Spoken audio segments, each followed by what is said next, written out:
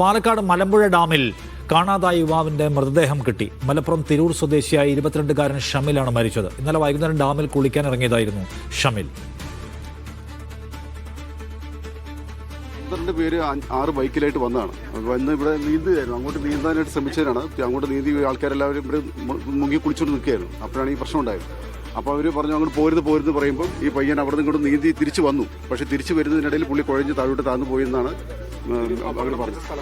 പിന്നെ കഴിഞ്ഞ കൊല്ലം 2 പേര് ഇവിടെ ഈ സ്ഥലത്ത് തന്നെ മുങ്ങി പോയിട്ടുള്ളതാണ്. ഇഷ്ടംപോലെ ആളുകൾ ഇതിനകത്ത് പറ്റുന്നു. ഇത് തുറന്നൊരു ഏരിയ അല്ലേ, മലമ്പുഴയുടെ ഈ കാശ്മീർ ഏരിയ ആയതുകൊണ്ട് ഇഷ്ടംപോലെ ആളുകൾക്ക് കയറാനുള്ള സാഹചര്യമുണ്ട്. അപ്പോൾ അങ്ങനെ ഉള്ളിലോട്ട് കയറി വന്ന് ഇതിൻ്റെ അപകടം പതിഞ്ഞിരിക്കുന്നവർക്ക് മനസ്സിലാവുന്നില്ല. അപ്പോൾ അങ്ങനെ വന്ന് പലരും പെട്ടുപോകുന്നതാണ്.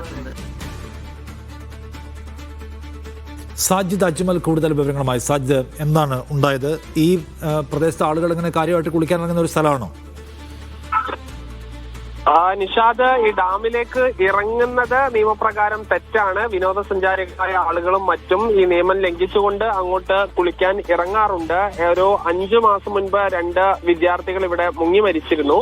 ഇവിടെ കാണുമ്പോൾ വലിയ ആഴമില്ലാത്ത പ്രദേശമാണെന്ന് തോന്നും. പക്ഷേ ഈ ഡാമിനടിയിലൂടെ ഒരു വലിയ ചാല് പോകുന്നുണ്ട്. ഇതിൽ അകപ്പെട്ടാണ് പലപ്പോഴും അപകടം സംഭവിക്കുന്നത്. ഇന്നലെ വൈകുന്നേരം 5 മണി കഴിഞ്ഞതിന് ശേഷമാണ് ഈ ഫാർമസി കോളേജിലെ 12 വിദ്യാർത്ഥികൾ ഇവിടെ കുളിക്കാനായി വന്നത്.